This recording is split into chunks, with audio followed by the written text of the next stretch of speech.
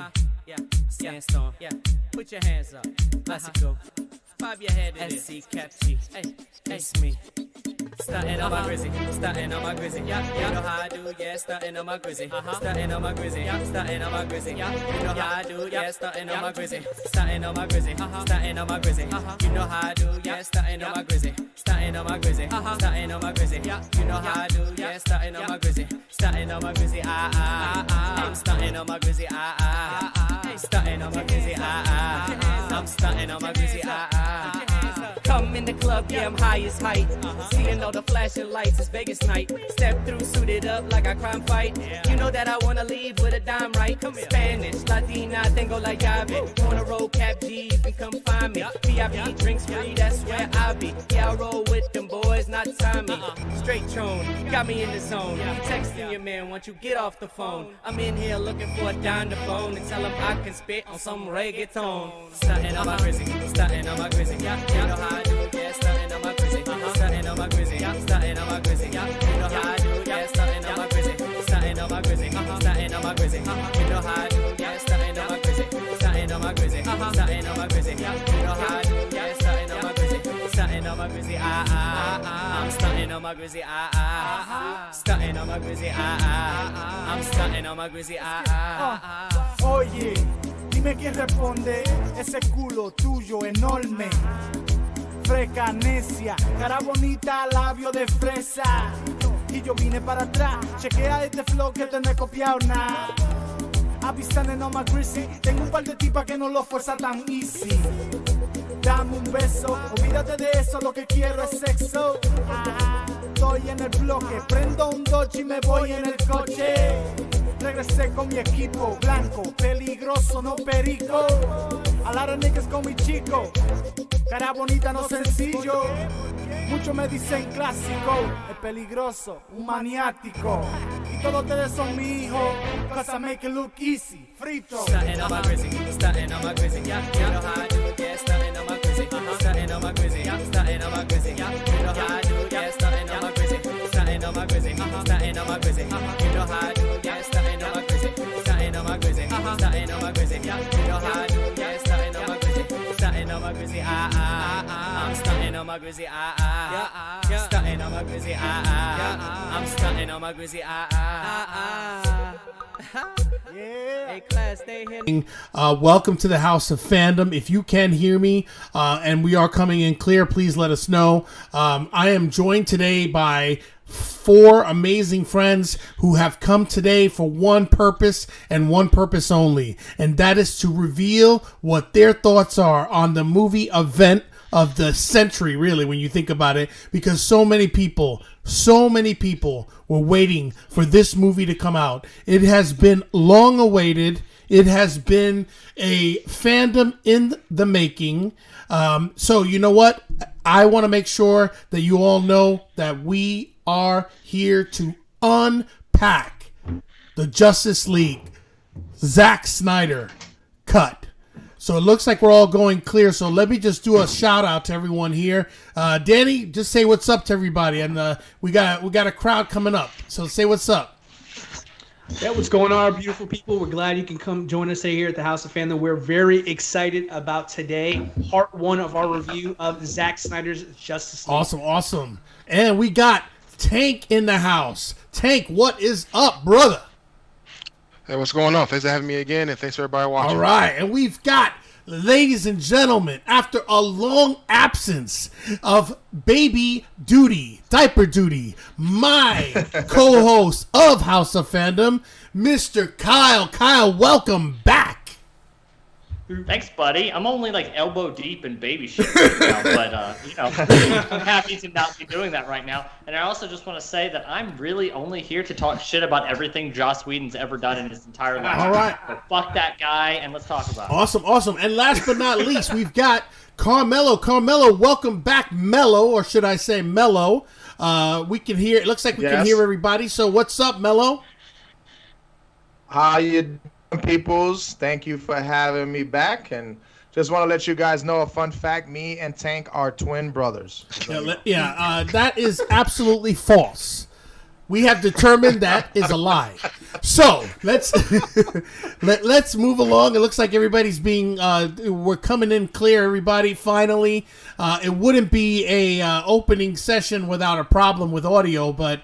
Well, we'll figure it out one day. But let me just say one thing here. I want to point out, if my buddy Mac J, if you're still with us, Mac J, I want to give a shout out to my buddy Mac J.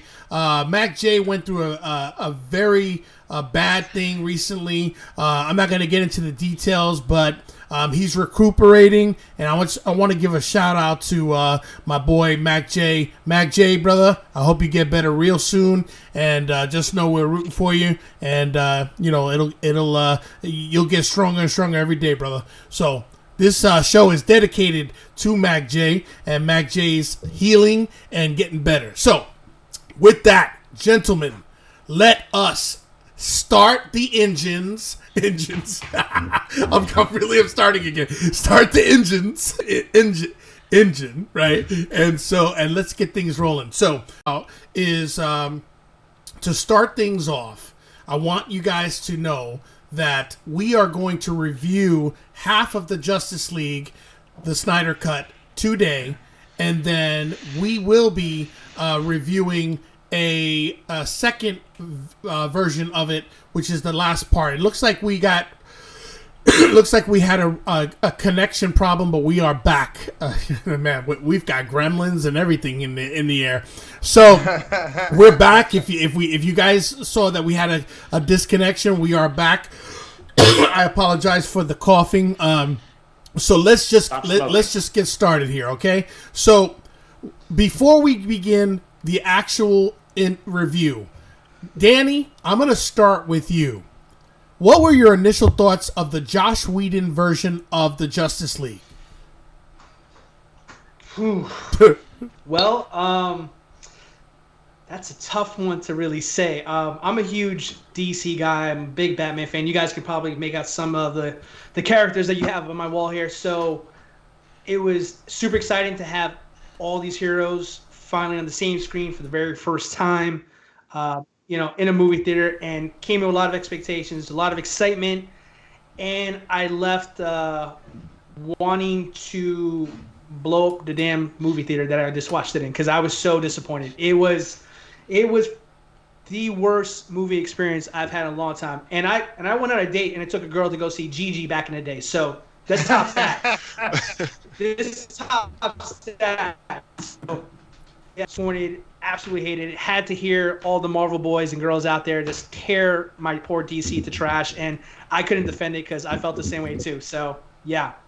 Okay, so you definitely were not happy with what you ended up seeing, right? That is fair to say, Clark. Yes. Okay, very good. Tank.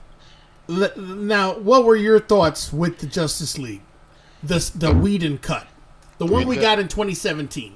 Yeah, I mean, I didn't hate it as Danny did. I was content with it. I mean, they tried to do this kind of thing. Like, it's kind of, they didn't flesh any of the characters out really. So I mean, but I was content with it, except for Henry Cavill's face and the CGI and everything. That was horrendous, and also Steppenwolf was not good in it at all.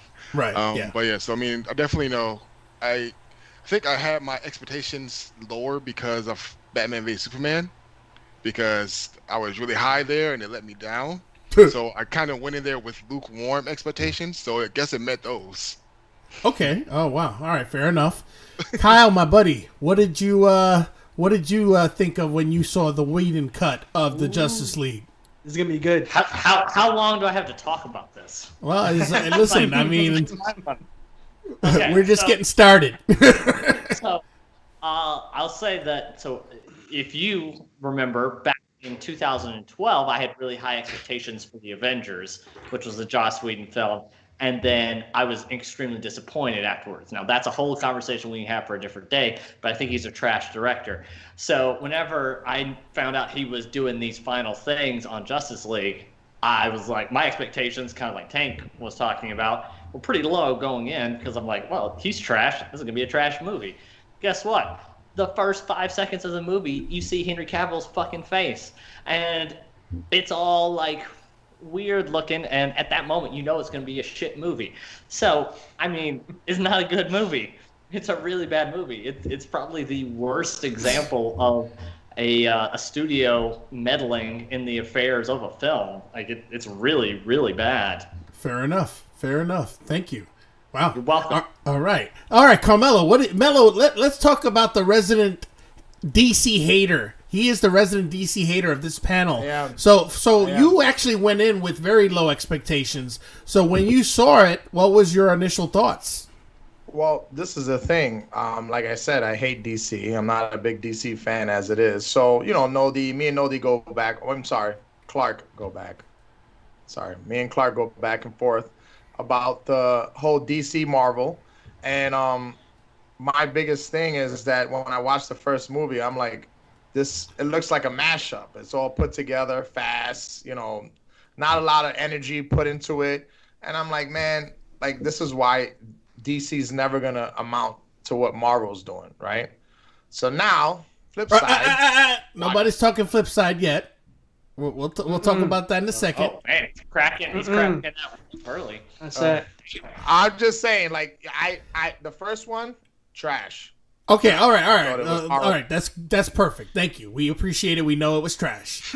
So my thoughts were, I'm going to be honest with you. I went on a limb here and I got sucked into the Kool-Aid, and I actually ended up saying on Facebook, because Facebook's that reminder that keeps reminding you of shit that you've said in the past, and I said, don't listen to the critics. Watch the Justice League. I did. And I gotta tell you, I forgot about yep. that. And listen, I am being honest here, and I'm saying that I actually said that. Now, obviously, hindsight's 2020, and having gone into the theater and watched it, I really was more trying to love it and really forgive all the warts. And once I started to investigate all the issues that happened to it, right? Warts and all of the film, right? Because there were issues that I saw with the film, but I chose to ignore it because I think with my love for Superman, as everyone knows, and my love for DC, I wanted it to be successful, so I got caught up in the hype. And you ignored the warts. Got it. Clark, you of all people should have hated that film more than anyone because of the ass fucking that they gave Superman in that film. No justice whatsoever. Hey, the mustache was horrible. Yeah. The mustache was like, how do you put that out? Hey, Pitchforks in front of that. I dig the mustache. I dig that mustache.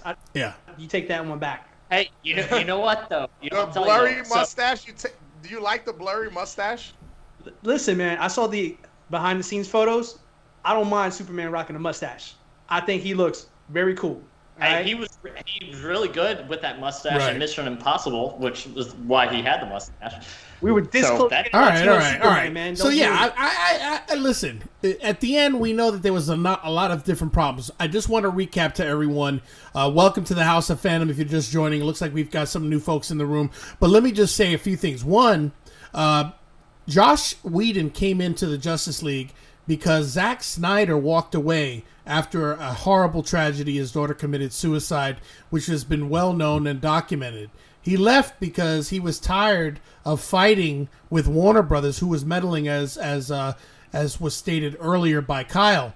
They were consistently meddling and trying to make it more lighthearted and more Marvel-esque. And so what ended up happening was when his daughter tragically, died, he just did not have the fight in him. And so he walked away. Now, when he walked away, they, of course, hired this Whedon guy, Josh Whedon of the Buffy, the Vampire Slayer, and all that BS, right? And he also directed the first Avengers, for those of you that forgot. He actually directed the first and the second one. I like the first two Avengers, by the way. And the second one. Well, Carmelo's high, so there's... Right, the much maligned Age of Ultron was terrible. Right. Well, anyway. Your kids, I bet they did, because it was basically like a Sunday morning cartoon. Hey, Fuck that movie. we went to see the Avengers 3 times.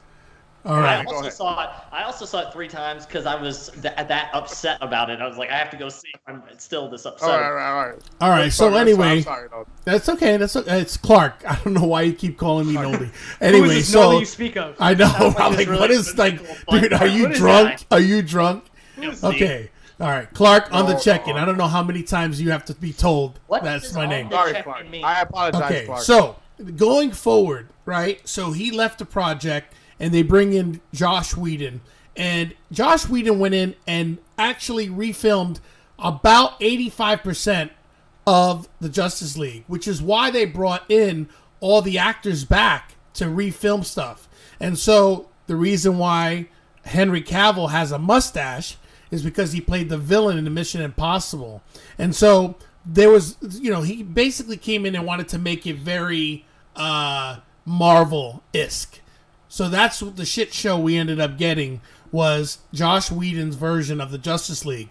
It was mandated by Warner Brothers to reduce it to 2 hours or less, which is what we ended up getting, and to lighten the mood up. That being said, that was then, and this is now. Fandom would not give up. They continued to fight and fight and fight and say there has to be a version out there that Zack Snyder filmed, and everybody knew it because he had filmed it. Principles of photography was actually completed. He was starting the special effects. Now, what ended up happening was a groundswell of fandom.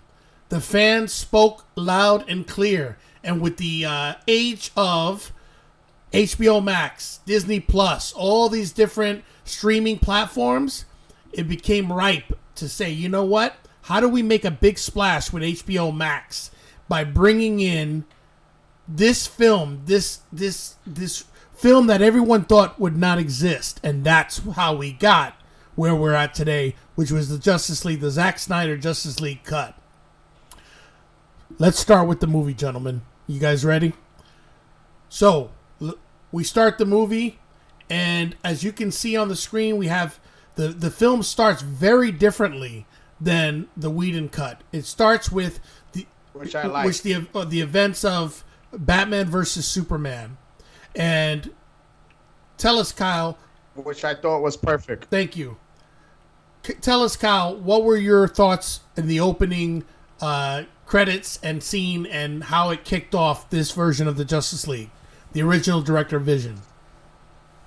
Okay, so I actually like the opening of the Whedon cut more than this one, if I'm honest. I don't. Yeah, so the opening of the Whedon cut has the I forget what song it is playing, but it's like showing the world without Superman and whatnot, and there's like a song playing over it. Yeah, that shit was good. I'm gonna need to go back and watch that because that shit was actually really good. It was the only good thing that happened in that movie, but that was good.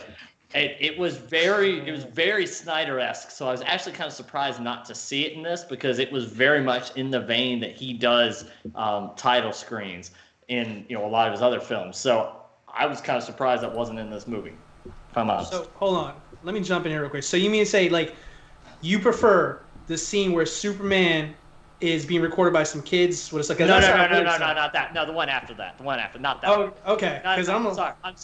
But not that. but my thing is that this new one, which like I said, I'm not a DC guy. This new one with the whole fact of Superman screaming and the scream going. All right, I lost Carmelo. I can't. Yeah, we hear lost Carmelo. It's perfect. Yeah. All right. The Joss Whedon one was back. sense to me. It was dumb to me. I felt like it was. Carmelo, what are you doing? It was dumb to me. Carmelo, are you messing with your computer screen? Because if you are, I'm going to be very upset. I'm not doing anything. I'm not doing anything. I didn't hear a single thing Carmelo said. Neither did I. Say that one more time, Carmelo. Oh, you did? Oh, No, I didn't so hear my sound went away? Yeah, go ahead and talk now. So you... Okay. Well, what I was saying is that the new one, I'm not a DC fan, the new one made more sense to me with Superman screaming because he's dying or he's dead. I just said the Joss Whedon one.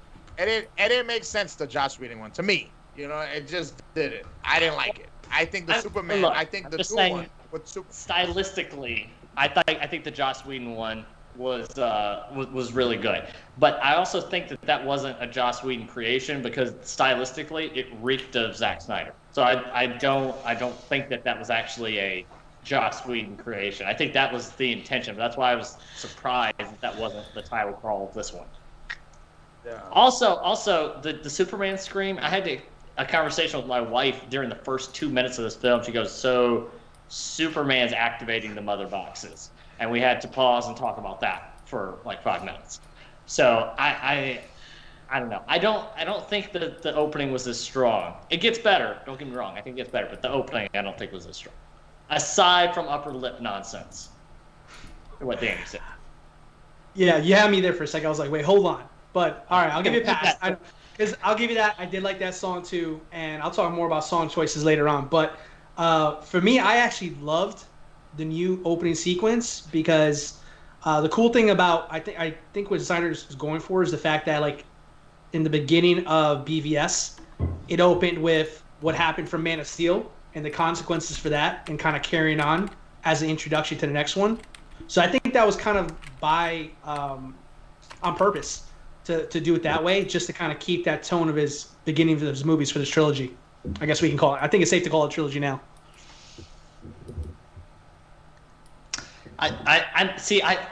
Can't we call it a trilogy though? It's kind of the continuity's all fucked now. I mean, when you watch this whole thing, the continuity is so fucked because there's things that happen in the Snyder Cut that are contradicted by some of the films that have come out since 2017 because the films that came out didn't see this cut, obviously. So yeah.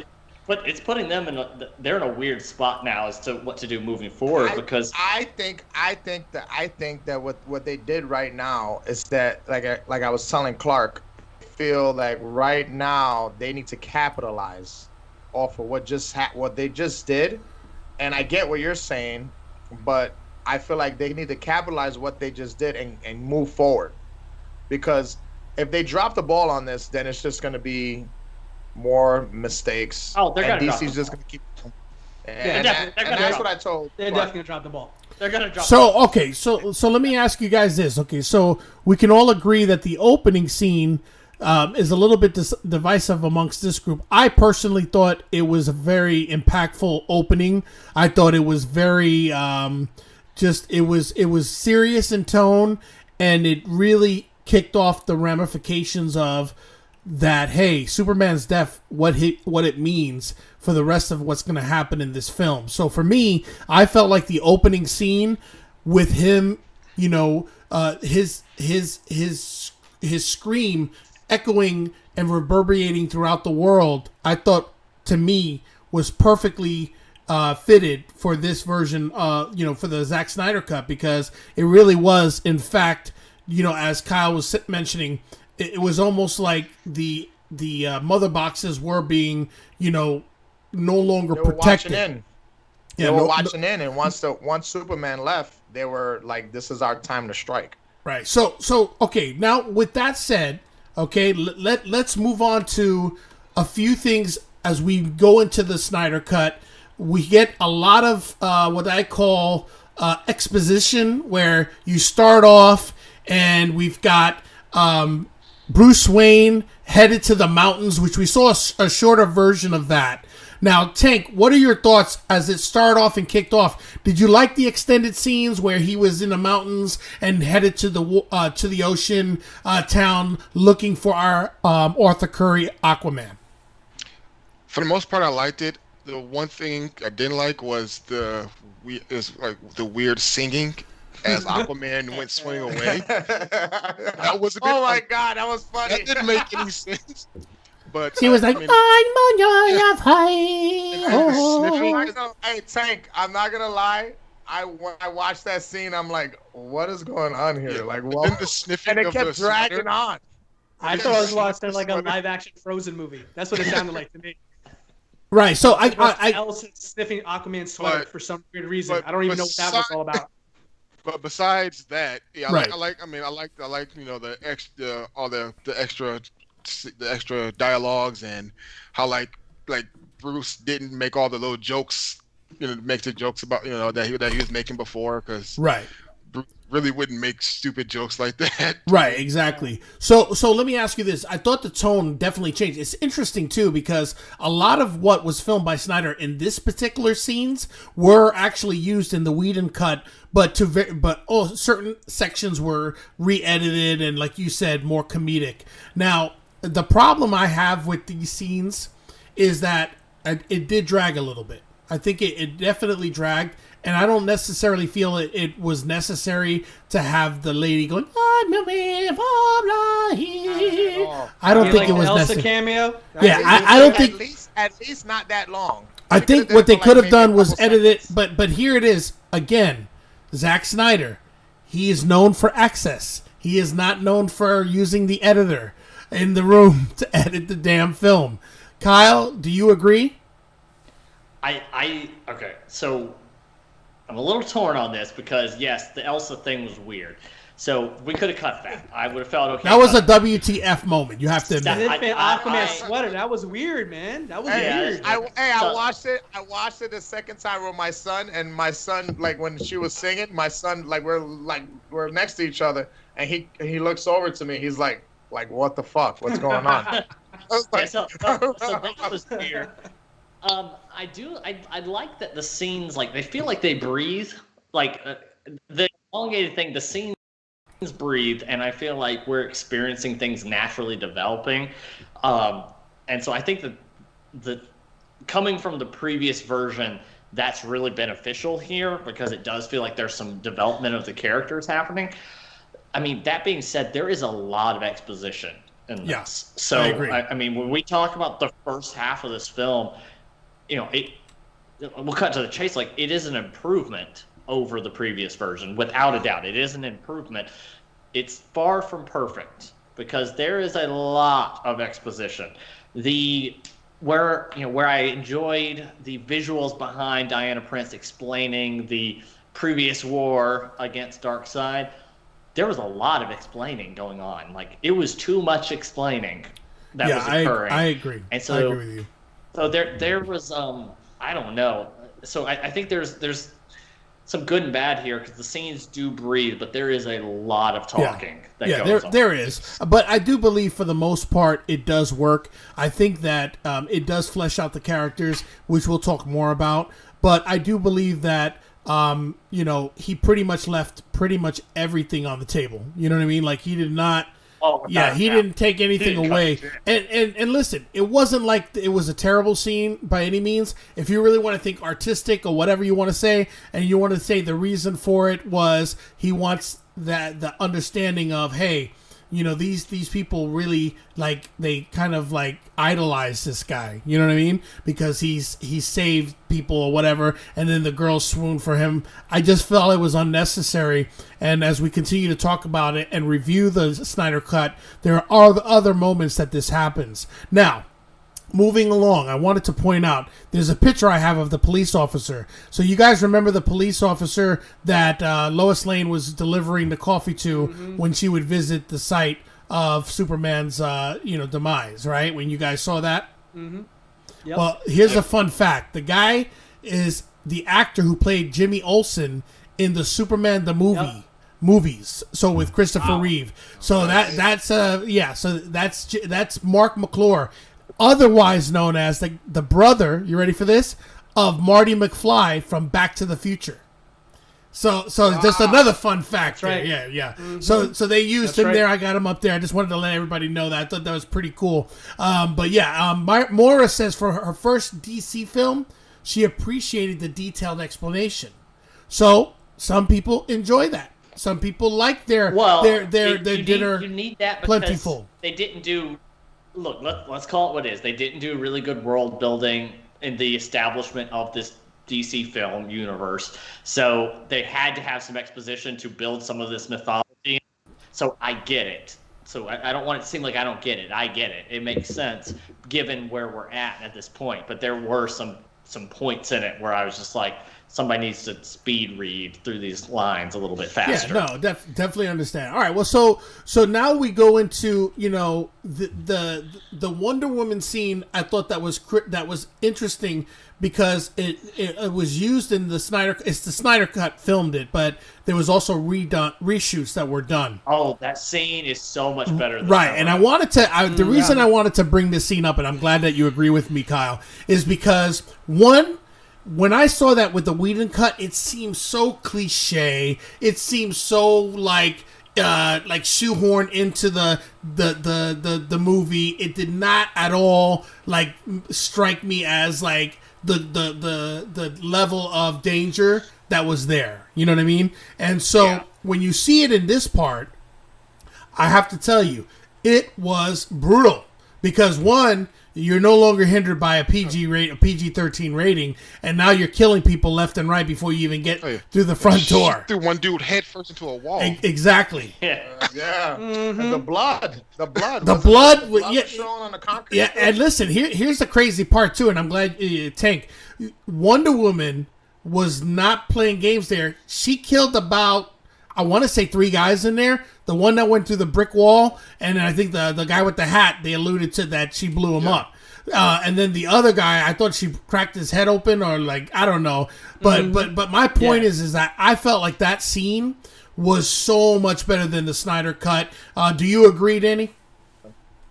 Yeah, I do. And honestly, I'm hearing you talk about it. And the part that I thought was so laughable in that scene in the original theatrical cut was when she's ricocheting all the bullets off her gauntlets in that first sequence, but like knowing that it's gonna happen anyways, but the setup with all the like brutalness of like how she took out everybody else, it didn't feel goofy. It felt more badass. It like, did. Yeah. And coming off of like Wonder Woman 84, I'm telling you, like I'm loving Wonder Woman again. Like that was a bump in the road. Definitely. I'm like, Wonder Woman is badass. Yeah, I agree.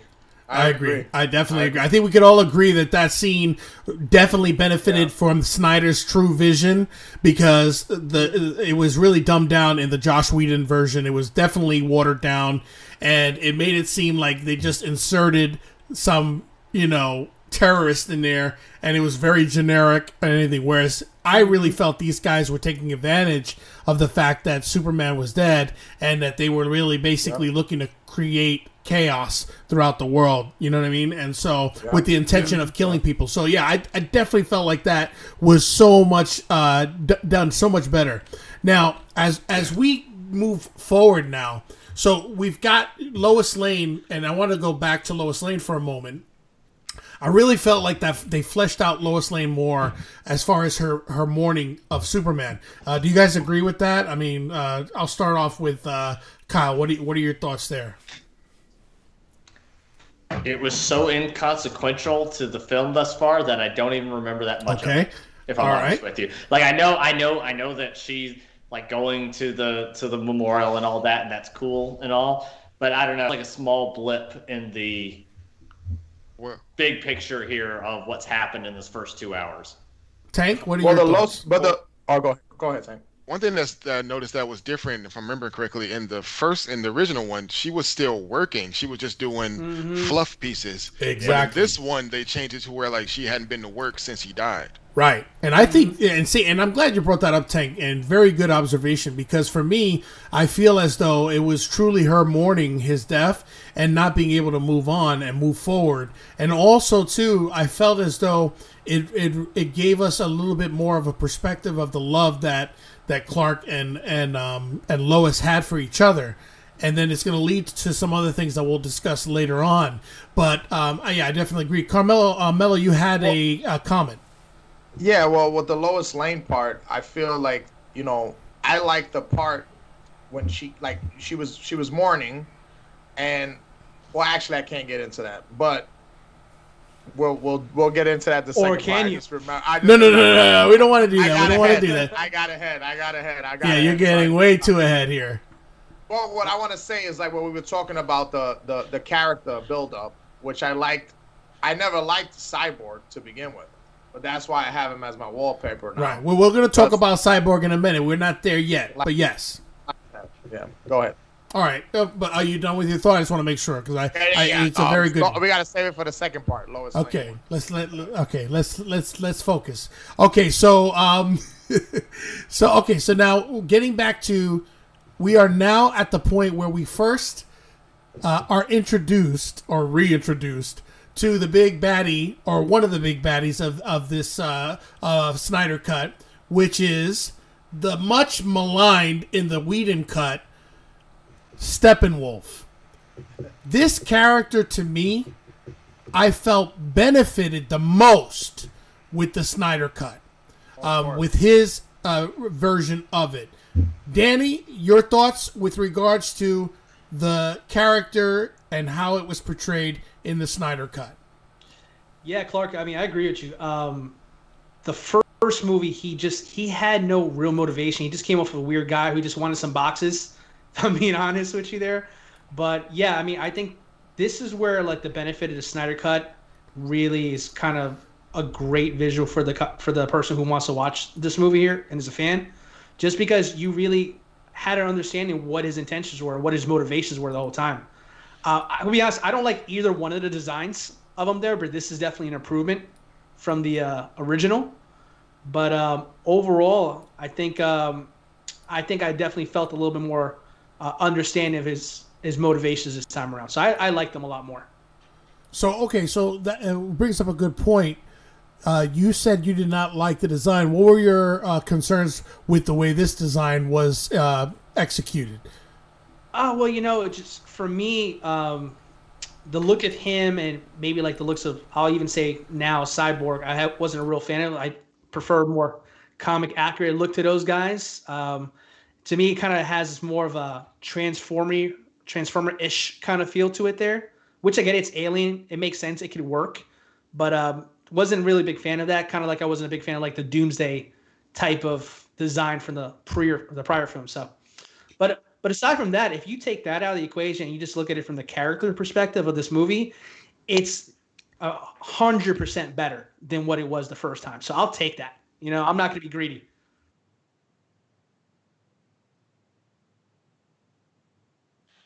Yeah, I kind of feel like saying like with Danny, like I didn't like the original one. I like this one better, but it's not really comic book accurate because in the comic books he looks like even though he's an alien, he looks like a guy in just armor. Mm-hmm. But I like this one better than the original.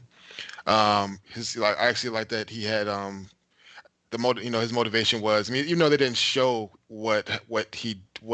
how he betrayed Darkseid, I like that he had actual motivation like that. So that's why you're trying to get the mother boxes instead of actually referring to them as a mother, which that's not what they ever have been.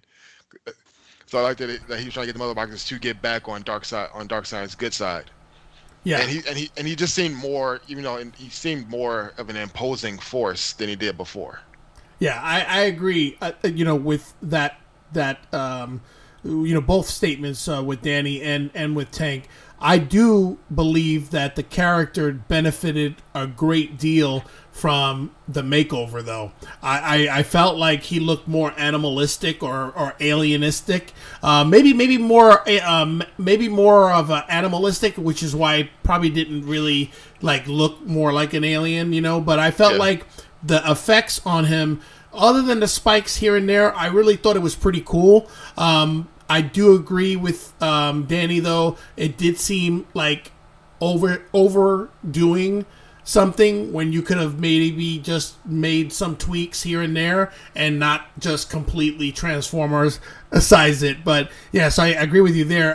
Kyle, your thoughts on the overall look and the way the characters portrayed in this version? Kyle's gone. Yeah, Kyle had to go. Okay, Kyle had to go. Hey, that's okay. Hey, listen, we're here. We're here, everybody. And let me just say, welcome, everyone. Alento, welcome.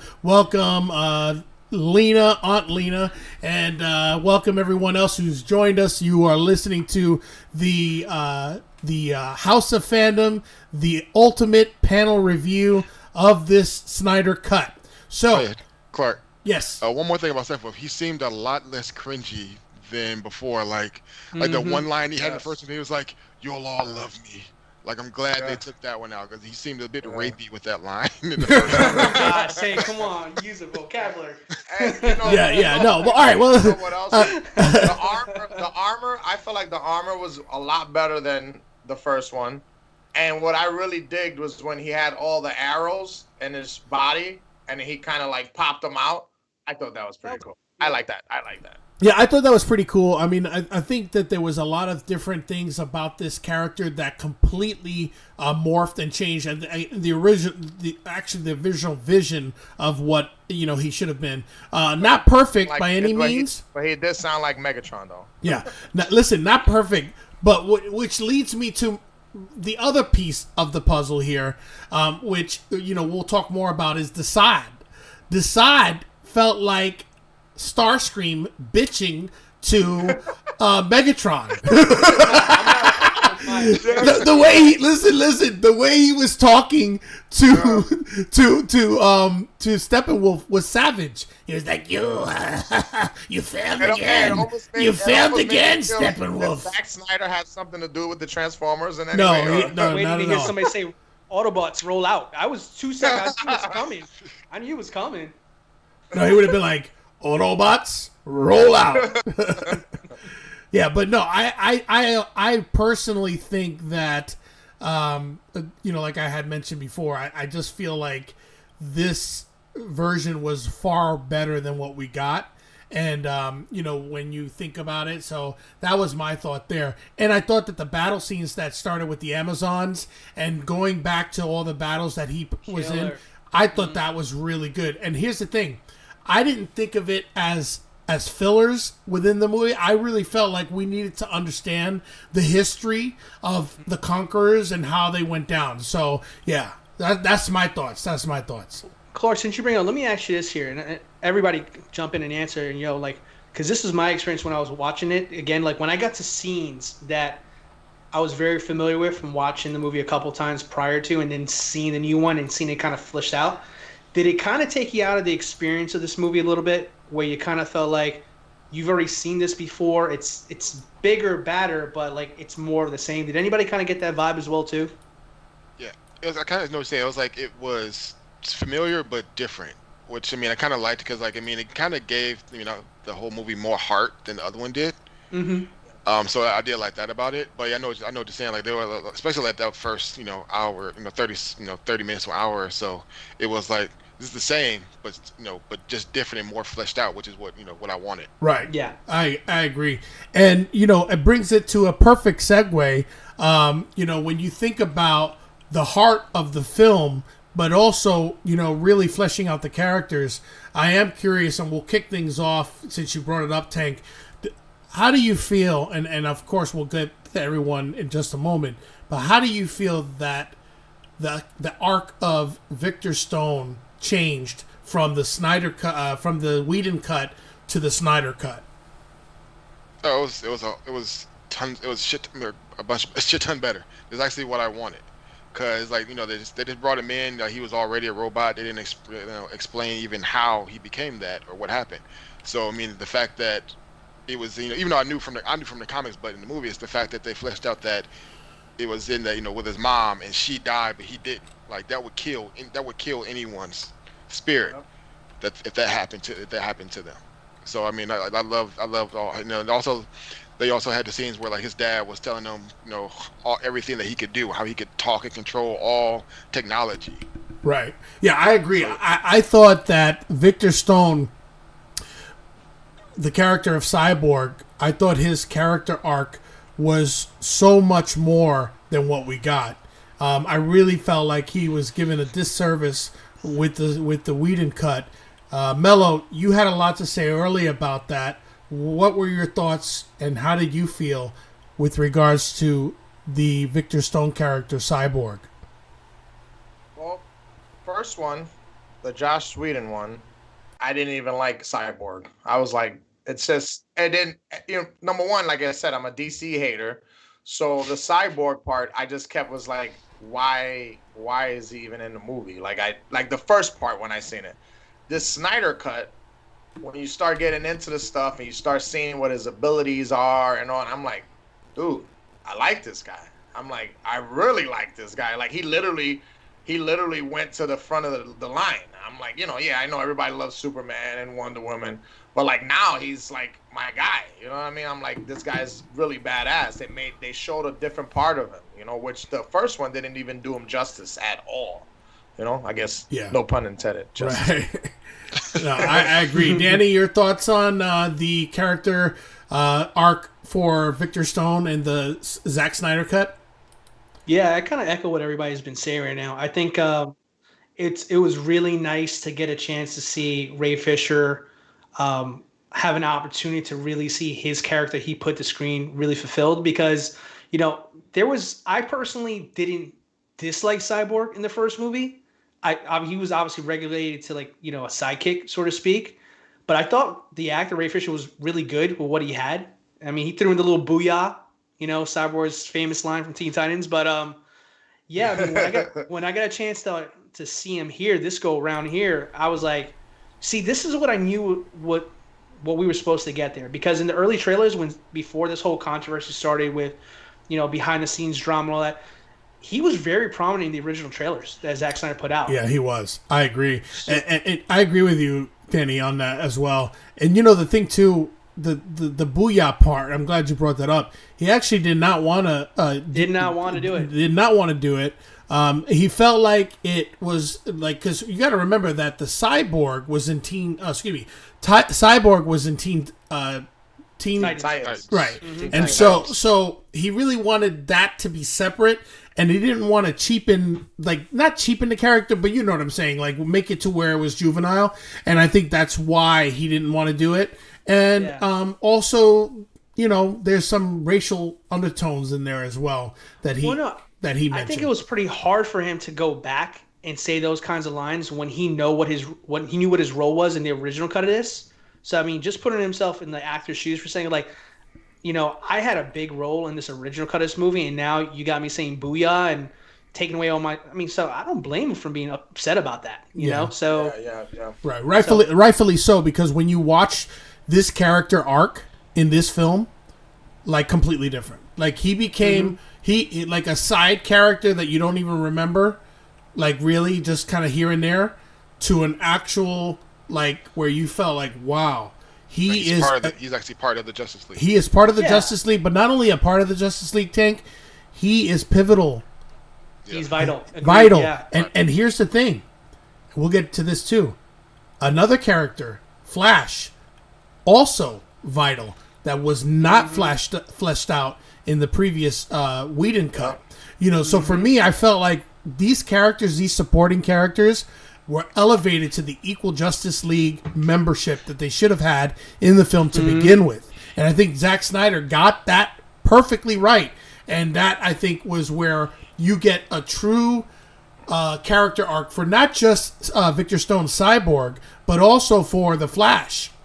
Because I really felt like the Flash character was used for comedic relief only. Yeah. Only. Yeah. And so, speaking of the Flash, I would love your thoughts with regards to, we'll kick it off with Mello. What did you think as far as the Flash, the character arc of the Flash, but more importantly, what were your thoughts with the new scenes that were added? I have the scene up right now where he saves his future wife or future girlfriend in it. So what were your thoughts there? Well, I thought, like I said, when number one, like we just went through, all the characters got a special piece of this movie. And his piece was that he was trying to get jobs. His dad is telling him to do one thing, and, he's just trying to, get some work. And I thought that scene was amazing. I actually liked the scene. At first, I was like, looking at it, but then the whole scene, me and my son was watching it, and he enjoyed it as well. him breaking through the glass, saving the girl, and then jumping back in the dog pen because he has a. Oh no, I thought the scene was good. I will say that it pays off when you know that she's going to be in the new movie coming out, Flashpoint. If you don't know that, right? If you think that she's just a random, pedestrian or some girl that caught his eye, well, it is not just some girl. it is the girl that he ends up with. So for those Iris, thank you. For Iris those West. right, for those of you that had just came in, Iris West is actually correct me if I'm wrong, gentlemen, girlfriend of Barry. His wife. Right, his wife. I thought it was his wife. I didn't want to, be incorrect on there, but I really felt like that was a cool scene how they introduced each other. But it also just shows that he had a life and he was trying to maneuver through things, right? And you talk about his father, Mello. What are your thoughts, Danny, with the dad? Because we know that there's a big plot when it comes to the dad. How do you think the dad played off in this version? I mean, honestly, I think he did a good job in both versions that he was given. I liked him in both sides of it there, and it wasn't a huge role, but he was definitely a motivator for Barry in each one of those movies, which is fine. He just they changed his words a little bit there, but I just think it was just I think guys like Flash and also Aquaman, which we'll talk about more later. I just feel like they didn't go too deep into their stories because Cyborg was the focal point of this one here. Because I think obviously they knew they were going to have movies down the road from him. Because Aquaman came out in 2018, a year after this movie came out. Flash has been in production, purgatory this whole time, but it was expected to come out. So I think what the small time that he used in it was really good. But I do love that scene. Like I know some of you guys say I like it, some say it was good. I love that scene. I thought for the music and this kind of scene, him just kind of stare at this girl the whole time. It's just like you're watching like a superhero fall in love right in front of you. I thought it was sweet. I was smiling the whole time. And moving the hair to the side. Yeah, it was really cool. Although I could have done without the hot dog, but yeah, he grabbed the hot dog for the dog. I know. Yeah. He got the job, though. He got the job. On Monday. He did. But, it's interesting, when you think about that whole scene, too, and you think about the character and, when you talk about the characters, I really felt like, Josh, the difference between Josh Whedon and the difference between Zack Snyder. Zack Snyder is a visualist, a master at, presenting a visual, work of art, right? And I really felt like that was an amazing illustration of that. I really liked, and a lot of people might give me a heartburn on this, and Carmelo, you may love it, but in the Marvel universe, for the X-Men, I really thought they did a great job with Quicksilver. You know what I'm talking about, right? Quicksilver, the actor. What is this? Quicksilver, there was two. I'm talking about the one that was recently in WandaVision. Evan Peters. The effects on how they illustrated how quick he is was amazing. But I like the way the Flash is a completely different thing. You know what I mean? And it's all about electricity and and all that stuff. So for me, that was pretty cool. But moving along from those two characters and Flash would crush them, by the way, just for the record. Say that again. So we throw that out there. Flash would crush Quicksilver any day of the week. I'm just going to throw that out there. That's been proven many times. I don't know. Many times over. It's been proven that the Flash is much faster. Yeah, sorry, Mello. But getting back to Aquaman, I also think that he had a good arc in this as well. Mira was in there, but there was things that we didn't see unless you watched the Aquaman movie prior to him taking on the mantle. So he struggled even prior to that. You know what I mean? With coming into his destiny as king. You're right. So for me, I thought that was pretty cool. And I also thought that it was the use of the effects. I think Zack Snyder got it. How to use water effects and things like that. So I thought that was pretty cool as well. Most definitely a far, far, far superior. So far, we're into almost the last part of half hour of what we're going to review today. But I do want to go back to Desaad and talk about how much of a whining, complaining, mean-spirited account manager he is for Darkseid. Well, if you've seen any of the old Justice League cartoons or Superman, that's Desaad. That's what he is. That's exactly. He played his role well because that's what he is. Yeah, Desaad was definitely it talk about being a dude. He was like a joy killer, man. He was like yeah, but you did not get all the boxes. I was like, savage. Hey, let me ask you guys this, because I don't know if I missed it, but because I watched the movie twice and I couldn't find it there. What did Steppenwolf do that upset Darkseid so much? Like, They didn't say it. They didn't explain They didn't say it? They didn't flesh it out in this one. Something I think about it's- worlds, and he betrayed him. I don't even know. He owes him like- 50,000 worlds. Yeah, like, that's a big debt, like, you know? Like, 50,000 worlds. like, they Yeah, didn't, that was- like that would have made sense for them to like that. That would have made sense that for this to be his motivation in the first one, because the fact that he failed would have been a good motivation. Like, so if they could have mixed that somehow, like Yeah. him failing and then him trying to get redemption, that would make sense. But this one, they didn't flesh out or say what he did that got him banned from Apocalypse. That's Yeah, probably I agree. one of my biggest questions. Like, I felt like 50,000 worlds is a lot. I mean, I don't think he like borrowed the car and didn't put gas back in when he put Yeah. it back. So, but I don't know. Yeah, I was but hoping I you also guys- thought that Desaad was a snitch, and snitches get stitches. Because the way he was like saying to him, "Well, you didn't get it. I'm gonna have to go back now and tell him. You know, it's not good." And tell them. Yeah. So, He but played yeah, his part well. so I thought that was good. I want to talk about this piece as we wind down. I have a picture of Darkseid, and this was the whole going back in time and telling the story of Darkseid and how he was conquering worlds. And here's what I liked about it. I thought I wasn't gonna like it at first, and the reason for that was I was like, man, here we go. Are we gonna go into this whole another, like, oh, we're gonna see the past and this is telling a story? How many stories are we gonna tell in the movie? Why don't we just do the movie? You know what I mean? And so I really thought it was cool because it was done very organically, and it just shows the scope of how many people from different, from the Atlanteans to the land dwellers to all of the people fighting, but they were fighting separately. They were never united, and I thought that was pretty cool. What were your thoughts on that, Mello?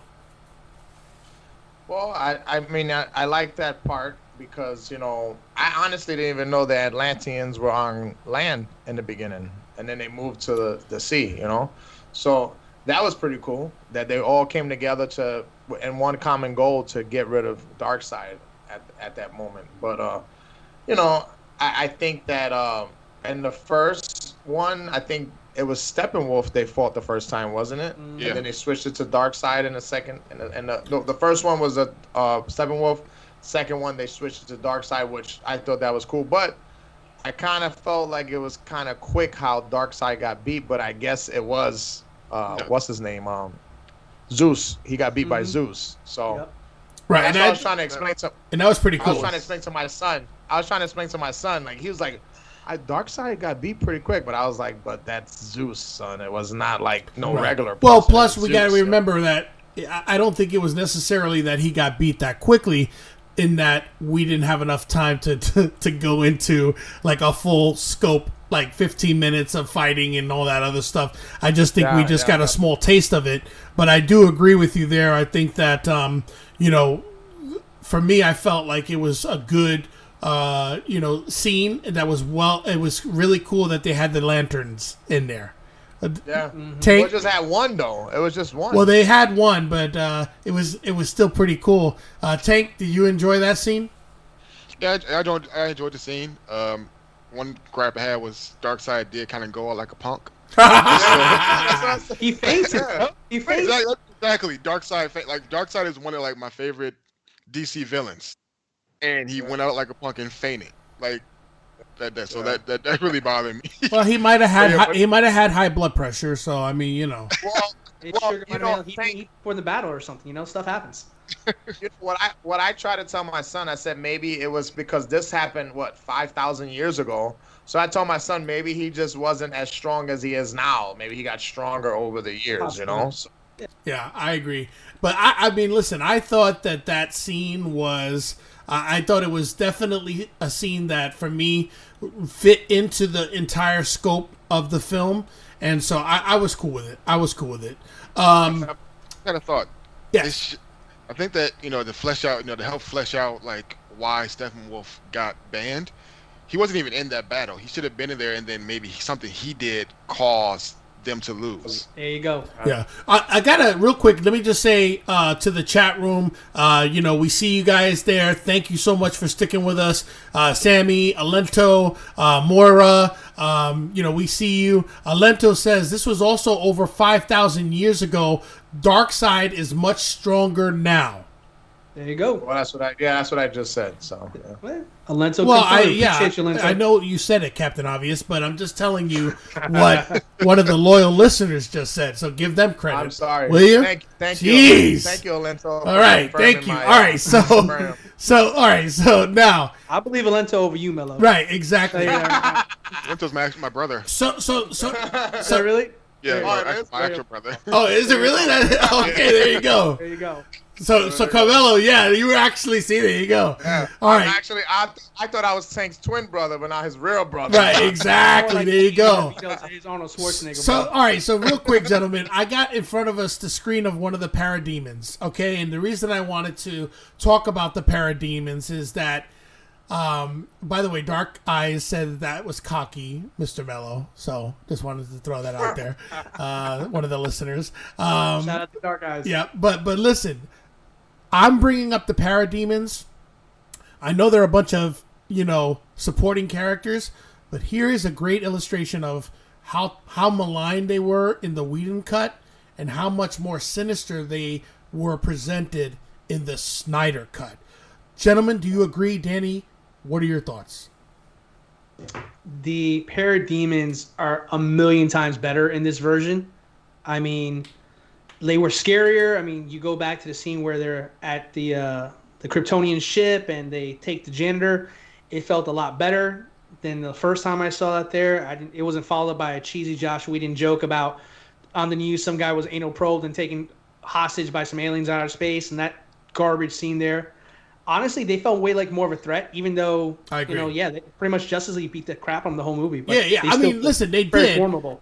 But for humans, they were obviously, they definitely were way, way more stronger than humans and dangerous for humans. But I thought was really cool was they're basically the stormtroopers of the DC world. Let's call it what it is. 100%. They're buffoons, but they come in a hive. And when I say a hive, they come in big, big, big numbers. Now, when you think about how they presented it, I felt like they presented it so much more where it was like, okay, none of this BS about they smell your fear bullshit, where you're like bringing that. Tank, do you agree with that assessment? Yes, that was one of my favorite things that they didn't. Now, one time did they say anything about smelling fear? Because I don't even know how fear smells. Oh my God! You had Any to, sense. Does it smell like butt juice? I mean, I don't know. I mean, come on. Yeah. You know, there's two different versions of them in this movie. Did you guys notice that? Like this guy you have on screen right here is kind of like, call it like, let's say a general, and then you got another one that kind of look more insect-like. Correct. As well. Yep. I like the differences there. I think that's cool to have both of them in there. Yeah, I agree with you there. And I also think the armor does make a difference too. I definitely felt like, and listen, we haven't talked about this, but since we're on the subject of characters that are CGI, the CGI, when you compare the Whedon cut to the Snyder cut, I mean night and day. The Snyder cut, while there's tons of CGI, I will say was executed at a level that I would have expected for this film. Do you guys agree? Carmelo, what are your thoughts? Because I know that I did not like the effects at all in the Whedon cut as it pertained to any of the villains. Oh, no, not at all. I felt like the Whedon cut was, you can tell, it was like it was poorly put together. You know, the Snyder cut looked like it was, you had time to think about it, and this is how you're going to do it. And everything was put together perfectly, so. Yeah, I completely agree. I felt like that it was done and it was polished. The effects were amazing. You agree? What are your thoughts on it, Danny? You know what? I think it's a testament to how good of a director Zack Snyder is, because keep in mind, guys, like this movie wasn't done at all. Like he announced it May of last year, and he had pretty much about maybe 6 months to get all the visuals together, all the post-production completed, and some of the added scenes that he did in there. So Josh Whedon had a little bit more time when he took the reins of the movie, and he pretty much got a chance to change the entire movie how he likes it. And in 6 months, Snyder put out a better copy of this movie than Josh Whedon had, with complete control from the Right. studio. And you know what? That tells you a lot. Yeah, and you know, Denny, I'm glad you brought that up because a couple of things. One, it just goes to show you that a lot of people said this, that one, oh, of course, Snyder gets to finish his cut years later because he's afforded all this time. Well, let me just say something. We have now seen the entire cut. We're not going to go into spoilers or anything on the second half, but I'm going to tell you, all of that footage minus, and I know you guys know what I'm talking about, the one epilogue scene was all filmed in 2015, 2016. So anybody that says anything else otherwise, that says, oh, he had the opportunity to go and refilm everything, he didn't. His movie is there. It didn't Henry Cavill, neither Henry Cavill or Gal Gadot actually did any new scenes. Exactly. Yeah. Exactly. Actually, I have a great point about there. I was watching Zack Snyder do an interview with IGN.com today, and they were kind of going over the sequence you're going into. Now, I'm not going to go into details of what is there, but the new scenes that were filmed specifically for this version of the movie, they were all directed one character at a time. Yes. No one was actually there. And on top of that, I thought was the coolest part about it there. So Ezra Miller, the actor who plays Flash, he's on location filming the new Fantastic Beasts sequel, the Harry Potter show movies that he's in, and he directed Ezra Miller while the studio crew for that movie was filming his scenes for him, and he directed it all via Zoom. Wow. All via Zoom. Wow. Yeah. Wow. Blown away when I heard that part there.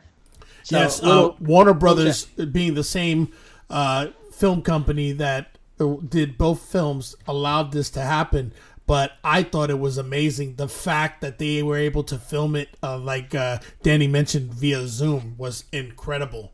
So like that to me was just a testament of the filmmaker. But more importantly is that when you think about how all this stuff was planned out. Like, for example, when we're looking at this picture right now that's on the screen with Steppenwolf using that electronic computer spider robot to go in their brains and find out information. I thought that was super cool. Right there. Yeah, I thought that was super cool, and that kind of goes back to what you were saying, Danny, about the whole Autobots and not Autobots, but Transformers. Every time we see another screen. But I thought that was pretty cool, and also what I really like too about the effects too, and then we'll move on, is that I love the purple hue that they used on Steppenwolf. I don't know if you guys saw it, but there was moments where Kirk turned that tone of purple. I thought that was pretty neat. Real quick, Dark Eye says overall this movie was 1 billion times better. It didn't even feel like 4 hours. I agree for the most part that it did not feel like 4 hours. Alento, of course, says so much better as well.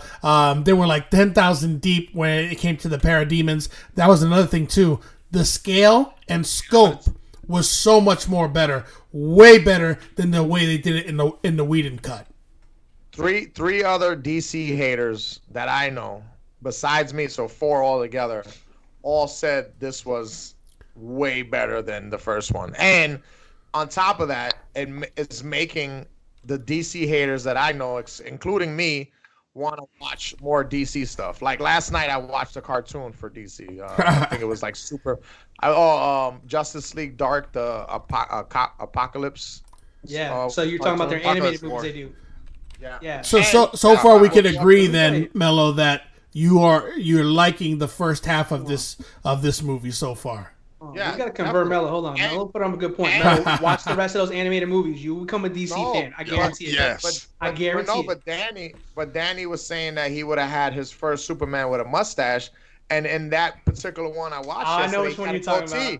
Yes, he got a goatee. Well, that's so not. I was like, Clark maybe they should have had him have a goatee. Hey, listen, the Superman show, Superman and Lois, Mello, I don't know if you've seen it. It's actually pretty good. Yeah, he has a 5 o'clock shadow, so you might be onto something. And he does look a little Latino-ish. So there you go. There you go. So listen, I got Darkseid up, and I wanted to talk about Darkseid because obviously he pays a visit. And here's another thing too. Darkseid to me bordered on being a little bitchy towards Steppenwolf a lot, as opposed to being like the big badass that he's supposed to be. I kid there, but I just thought it was hilarious how much he was busting balls to Steppenwolf. But I really, really, really thought that I love the way that they made the scenes with the whole organic matter and the heat, sensor, all that melting, and just for me the effects on that was pretty cool.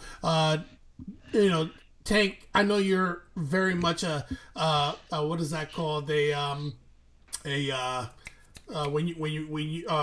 you want everything purist, a purist.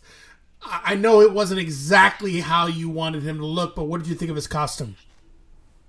It seemed more like organic. I mean, because if they would have put him like in all the shows and everything, it looked like he's wearing like a blue purplish vest.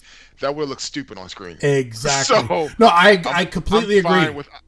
I'm fine. Like he looked fine. You look fine. You look great. Like I said, only issue with him is that he went out like a punk. It's the only issue. Listen. One thing we know. It was one night. Man. When this is, I know. Listen, guys. Can I just say something? If we're ever hanging out with Tank and we go to the clubs when all this pandemic is over, and if we get into a fight and we are quick to leave, he's gonna call us a punk. So we better make sure that we represent.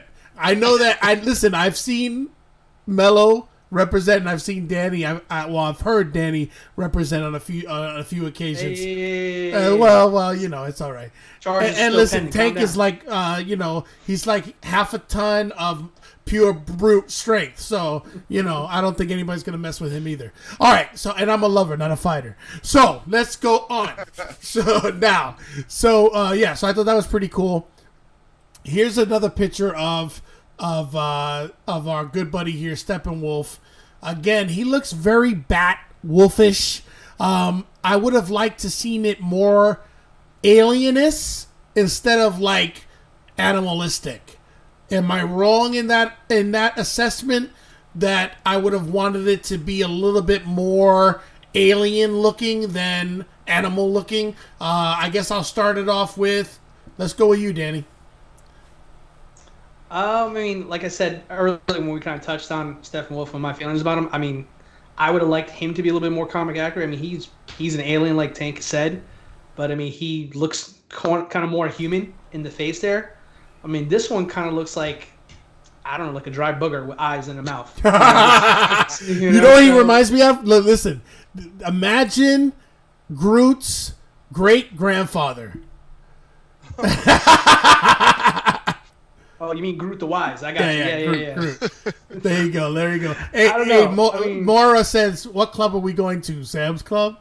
All right, Moira. Okay, all right. There she is. I was wondering where Moira. I know she's here. She's back. She's our big. Yep, she's there. And then Dark Eye says, 15 years ago, Teen Titans cartoon was something that she preferred. She did like the Teen Titans back then. Of course, Alento seems to be a connoisseur of sorts when it comes to DC.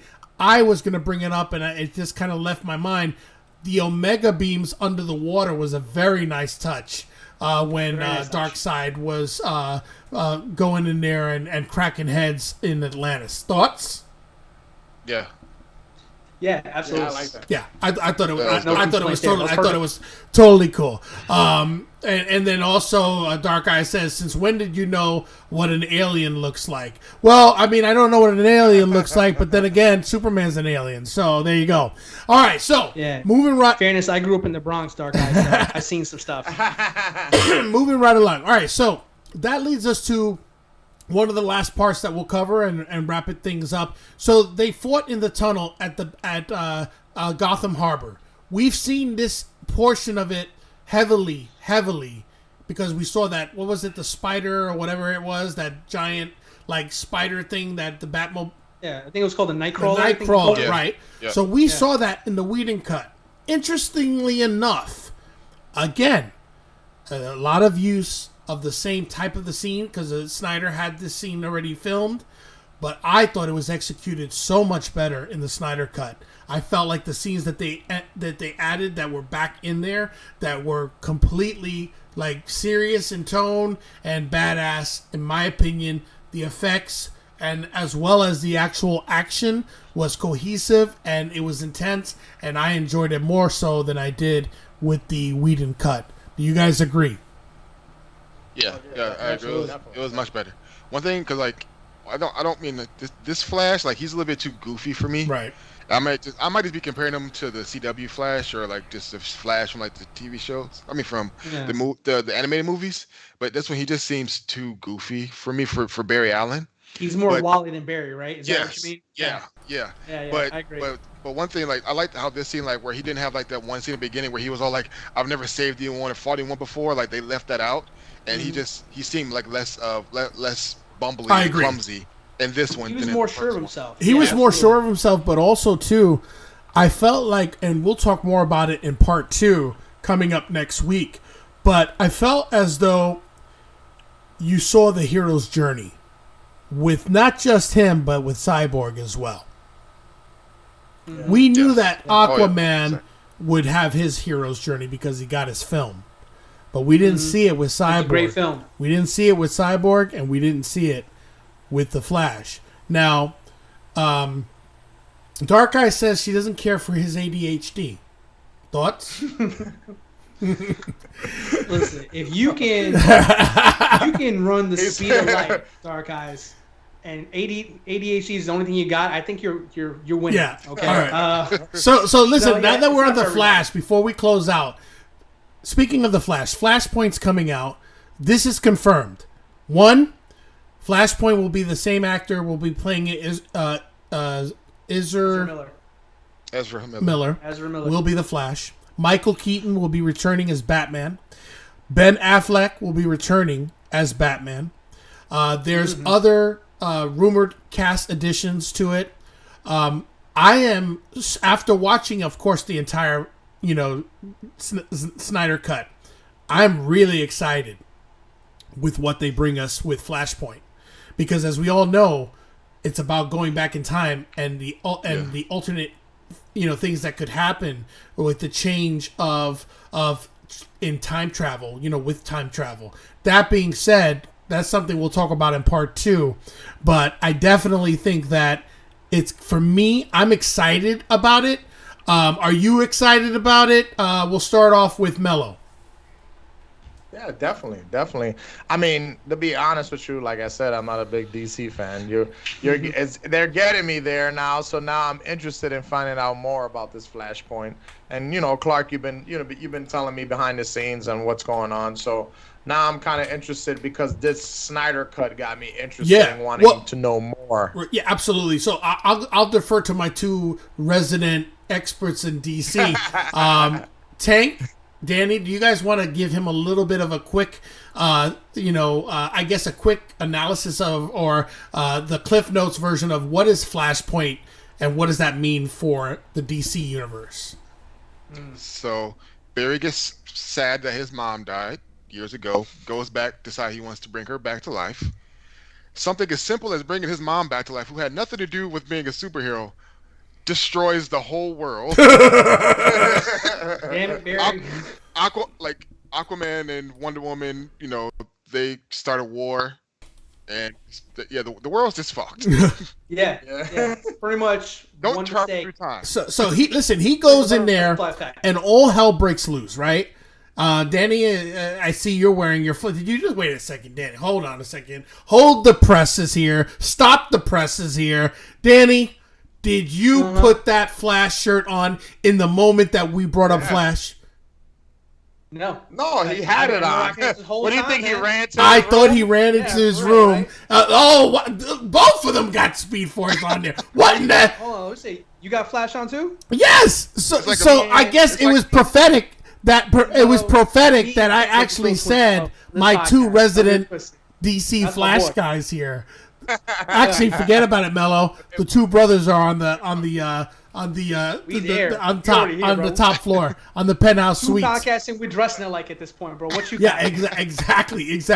We're gonna have to listen. We're gonna have to step up our game next week when we do the final review of the Snyder Cut Justice League. So really, I'll be doing that. I'll be doing that filming from PA when I'm over there by my mom. Okay, all right. Hey, listen, the great thing about when doing podcasts and YouTubing is that you could be anywhere in the world to do it as long as you have an internet connection. Well, at least a good internet connection and a good webcam. and a good webcam. Just ask Danny. Amazon. Don't buy a webcam on Amazon. I got mine from Amazon. Lightning deal or not. And not this one. This one's supposed to be 4K and all that stuff. Disappointed. Wow. It's all Yeah, good. guys, forgive me for the coughing. I have been under the weather. But listen, all right, so we've covered a lot. I want to just do as Sammy would say from the Townie Sports, we're going to do a red robin or round robin or whatever.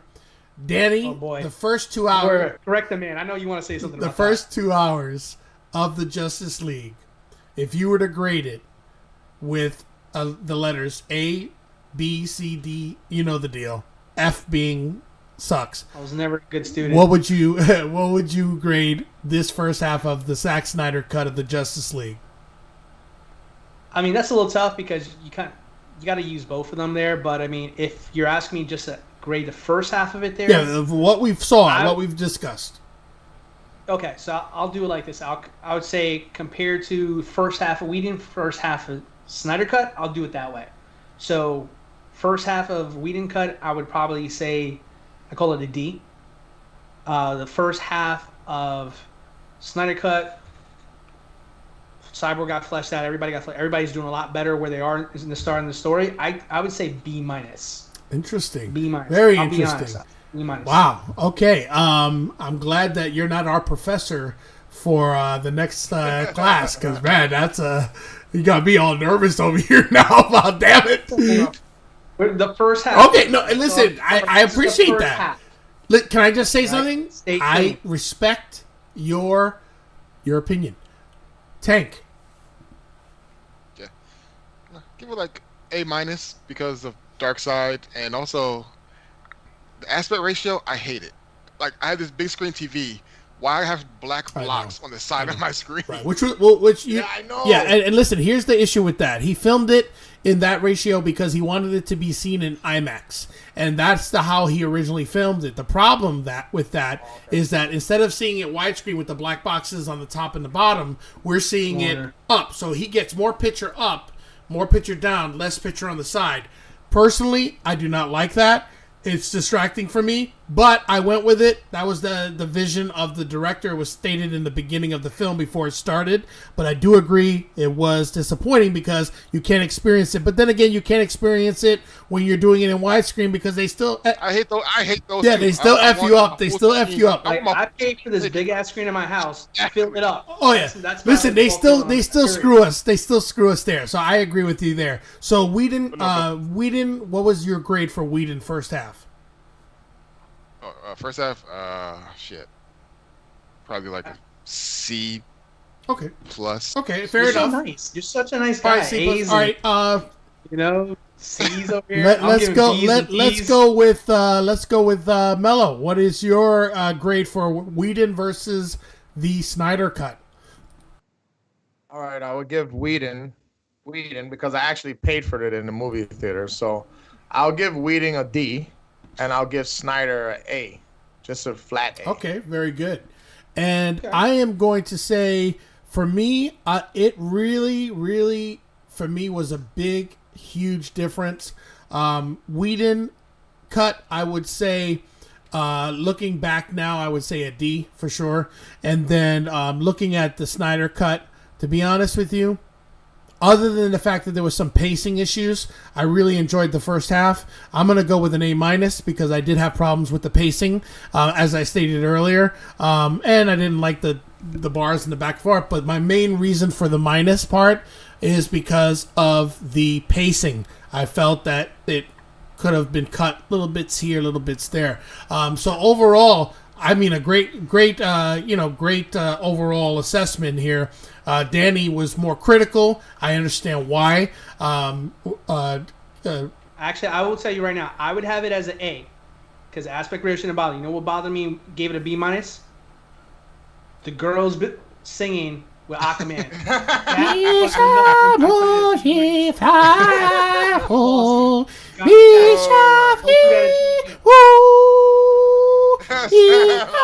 I'm gonna lose subscribers. Clark wants. All right.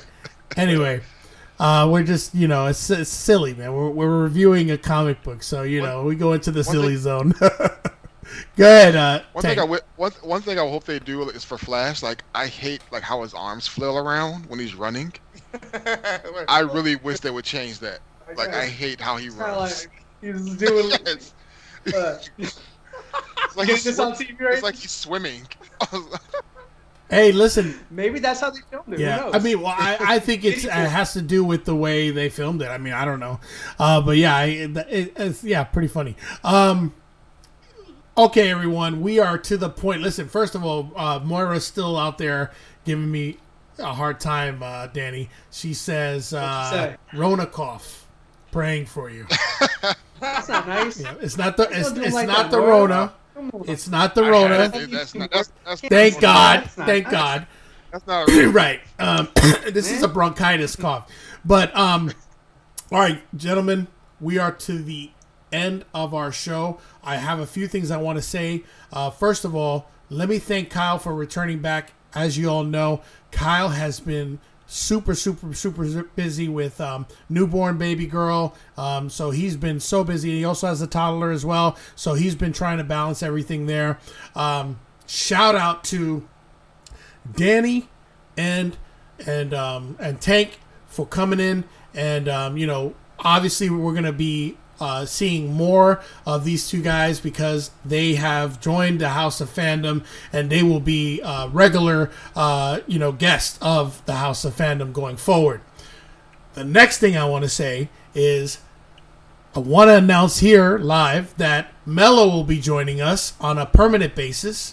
Mello's going to be focusing in on the reality world division of Lights Up. So yeah, how appropriate, Denny, after the conversation we had before we were filming, how appropriate is that, right, Tank?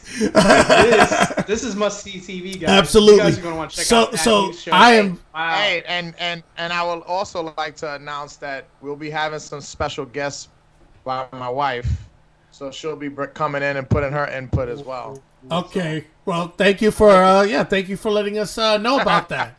But listen, I'm excited. I know, right? Exactly. I'm like, dude, we agreed that I was going to bring you up, and then he just shake. You see what I'm talking about, Danny? This is the problem that we have with him. You guys no, I know, but listen. Tune in just for these two knuckleheads. You guys are gonna like this show, guys. But listen, it's gonna be yes, Moira. Bachelor review. He will be most definitely reviewing The Bachelor. So yes. So remember we all talked about how the Lights Up production will continue to grow. Mello has been a reality connoisseur from back in the days of You Are Not the Father, Maury Povich. And so, yeah, or You Are the Father. I was a special guest on Ananda Lewis. I don't know if you guys remember Ananda Lewis back in the day. What? I was on there with my ex-wife. So, were you the father? We're gonna have to look this up. Yeah, but yeah, so Mello's gonna be part of it. It'll be a lot of fun. If you guys are looking for just having a good time, having a great laugh, and being able to go through and see it from his perspective, reality shows, I think you're gonna really enjoy it. I'm looking forward to it as well. I'm especially looking forward to working with Tank and Danny, both of whom have been amazing fandom fanatics as it comes to like their wealth of knowledge, and so it's going to be really exciting. I know we had a lot of issues with the audio, which I'll go back in post-production and edit. However, we will continue to work on that as we continue to grow. I appreciate the folks that actually subscribed during our meeting today. I want to thank the listeners out there. I want to thank Moira for being the resident housekeeper, I guess. And I want to thank Alento. Want to thank Dark Eyes. Want to thank the entire folks that were listening in. Special shout out to Mac J, who the show is dedicated to in his recovery. And then also, gentlemen, dude, I'm just excited about all the stuff that's going to be coming out in the next few weeks. We've got Kong versus Godzilla. We've got Mortal Kombat. We've got the review of Justice League, the final part next week. Same time, same bat channel. You like that? You like that? Same bat time, same bat channel, same bat channel. But I haven't watched it yet, but the Falcon Winter Soldier came out. Oh, that's right. I haven't watched it. How could we forget? Came out today, right? I'm the only one to watch it. Listen, we will be talking about. At work all goddamn day. I would have watched it. Hey, we'll be talking about that too. Amora, you are not the resident troll. You are not the resident troll. I promise you that. And then Lento, you are the bomb. Appreciate you. He says, great show, guys. And then, of course, let me give a shout out to our brother channel, Townie Sports. These guys put on a great show yesterday, talked about March Madness, talked about NFL free agency, talked about soccer. Sammy was MIA. I'm 3-0. I'm 3-0 today on March Madness. Okay, there you go. If you guys haven't seen the show, you guys need to go back and see it. They had a guest on there. The guy's name is Chris. The guy talked about a disaster he had while he was in college, and it involved pooping, and it involved smearing on walls. So very, very crazy stuff here, guys. I kid about the smearing part. I'm not kidding about everything else. It was very wacky show last night. If you guys haven't seen it already, check it out. That's again Townie Sports. They'll be back for a new episode on Tuesday at 8 p.m. and then followed by another special episode of the House of Fandom, the final Justice League review, the overall assessment. We will have Kyle, we'll have Danny, we'll have Tank, we'll have Mello, and we'll have myself. On behalf of the team at Lights Up Productions, you guys have a great night. Thank you for listening. We'll talk to you guys soon. Good night, everybody. See you guys. Hit that like button, subscribe, folks. We appreciate you. Like and subscribe. Like and subscribe. Share. Subscribe. Share. Tell everybody. Ah! Hey, yeah, sandstorm. Yeah, put your hands up. Let's go. Bob your head to SC Capchi. Hey, it's me. Starting on my grizzy, starting on my grizzy, yeah, you know how I do, yeah, starting on my grizzy, starting on my grizzy, yeah, starting on my grizzy, yeah, you know how I do, yeah, starting on my grizzy, starting on my grizzy, starting on my grizzy, you know how I do, yeah, starting on my grizzy, starting on my grizzy, starting on my grizzy, yeah, you know how I do, yeah, starting on my grizzy, starting on my grizzy, I'm starting on my grizzy, starting on my grizzy, I'm starting on my grizzy, Come in the club, yeah, I'm high as height. Seeing all the flashing lights, it's Vegas night. Step through, suited up like a crime fight. You know that I wanna leave with a dime, right? Spanish, Latina, tengo la llave. Wanna roll cap G, you can come find me. VIP drinks free, that's where I be. Yeah, I roll with them boys, not Tommy.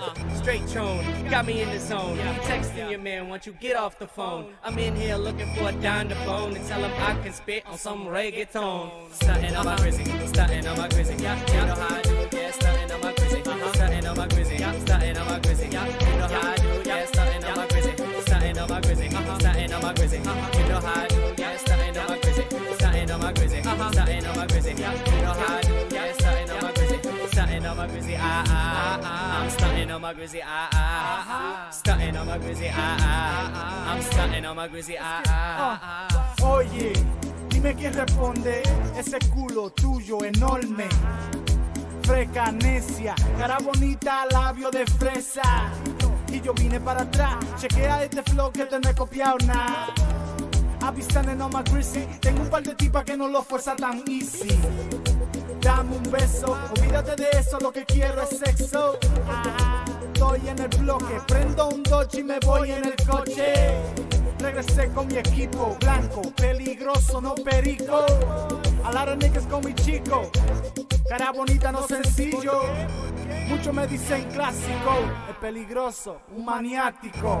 Y todos ustedes son mi hijo, cause I make it look easy, frito. Starting on my grizzy, starting on my grizzy, yeah, you know how I do, yeah, starting on my grizzy, starting on my grizzy, yeah, starting on my grizzy, yeah, you know how I do, yeah, starting on my grizzy, starting on my grizzy, starting on my grizzy, you know how I do, yeah, starting on my grizzy, starting on my grizzy, starting on my grizzy, yeah, you know how I do, yeah, starting on my grizzy, starting on my grizzy, I'm starting on my grizzy, starting on my grizzy, I'm starting on my grizzy, Yeah. Hey class, they ain't hear nothing like this. Hell no, my nigga. Yeah. That's when the different cultures collide. They know. Yeah. Sandstorm, classical. Yeah, man. Shout out to Cam, Daryl, oh boy Matt, D Money, Single Dollar, the whole Skywalking crew. Hey, what up, Bangs? We here now, Yes, we are. so come find us. Yeah. Tú lo sabes. We're in the building. SC got cheese, nigga. If you don't like it, no te lo comas. Wanda, wanda, wanda, wanda. Tú very, motherfucker.